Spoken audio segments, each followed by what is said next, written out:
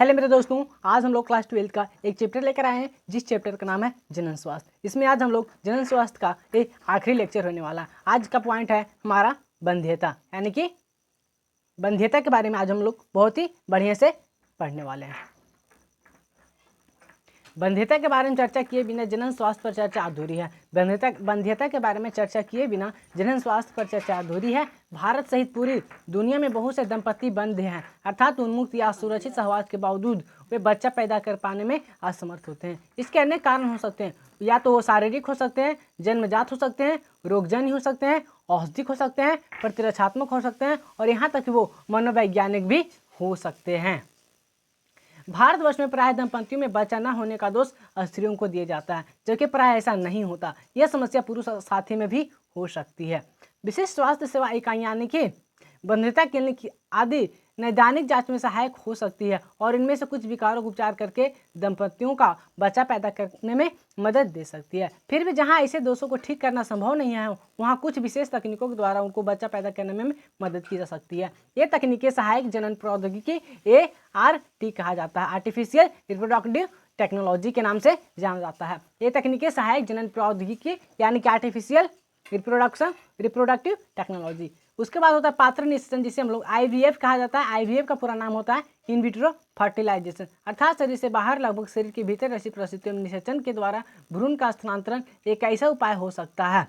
पात्र निषेचन के द्वारा भी भ्रूण का स्थानांतरण किया जा सकता है।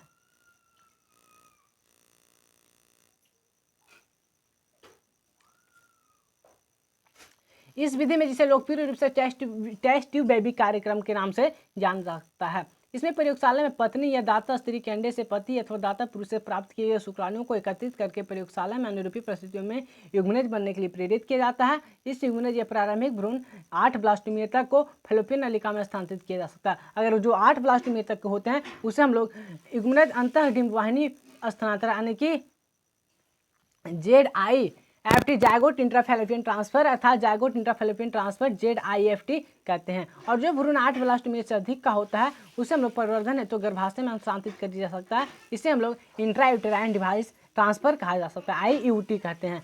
जिन स्त्रियों में गर्भधारण के वैसा स्त्री जो गर्भधारण ही नहीं कर पाती है, जिन स्त्रियों में गर्भधारण की समस्या रहती है, उनकी सहायता के लिए जीवन निषेचन, जिसे हम लोग इन विवो फर्टिलाइजेशन स्त्री के भीतर ही युग्मकों का संलयन से बनने वाले भ्रूणों को स्थानांतरित करने के लिए प्रयोग में लाया जा सकता है। ऐसे मामलों में जहां स्त्री अंडाणु उत्पन्न नहीं कर सकती लेकिन जो निषेचन और भ्रूण के लिए प्रवर्धन के लिए उपयुक्त वातावरण प्रदान कर सकती है, ऐसे मामलों में जहां स्त्रियां जो होती है वो अंडाणु को उत्पन्न नहीं कर सकती लेकिन जो निषेचन और भ्रूण के प्रवर्धन के लिए उपयुक्त वातावरण प्रदान कर सकती है, उनके लिए अन्य तरीका अपनाया जा सकता है। इसमें दाता से अंडाणु लेकर उन स्त्रियों के फैलोपियन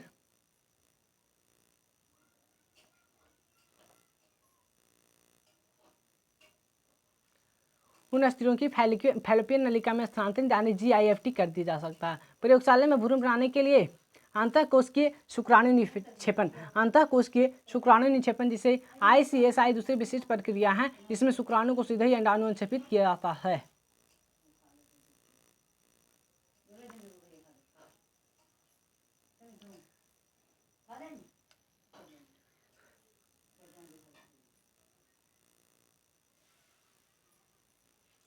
अंतःकोश के शुक्राणु निक्षेपण ICSI यानी कि ICSI के लिए अंतःकोश के शुक्राणु निक्षेपण ICSI दूसरी विशिष्ट प्रक्रिया है जिसमें शुक्राणु को सीधे ही अंडाणु में निक्षेपित किया जा सकता है।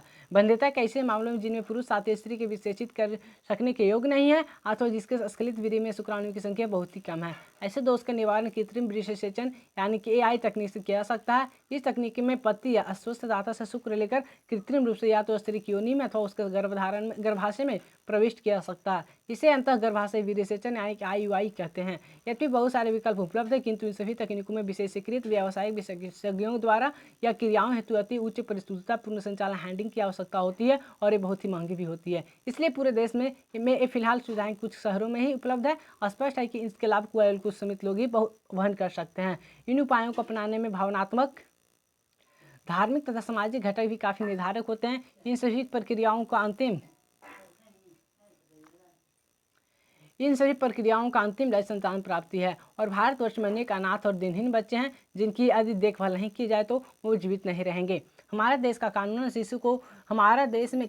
कानूनन शिशु को कानूनन गोद लेने का इजाज़त देता है और जो दंपति बच्चे के इच्छुक हैं उनके लिए संतान प्राप्ति का ये सर्वोत्तम उपाय है। ये हमारा जो क्लास 12 का एक चैप्टर था, जिस चैप्टर का नाम था जनन स्वास्थ्य, इसे इंग्लिश में रिप्रोडक्टिव हेल्थ कहा जाता है। ये चैप्टर हमारा कंप्लीट होता है। तो आप लोगों को ये वीडियो जैसा भी लगा हो आप हमें कमेंट बॉक्स में करके जरूर बताइएगा। तो मिलते हैं अगली वीडियो में, तब तक के लिए जय हिंद, जय भारत, वंदे मातरम।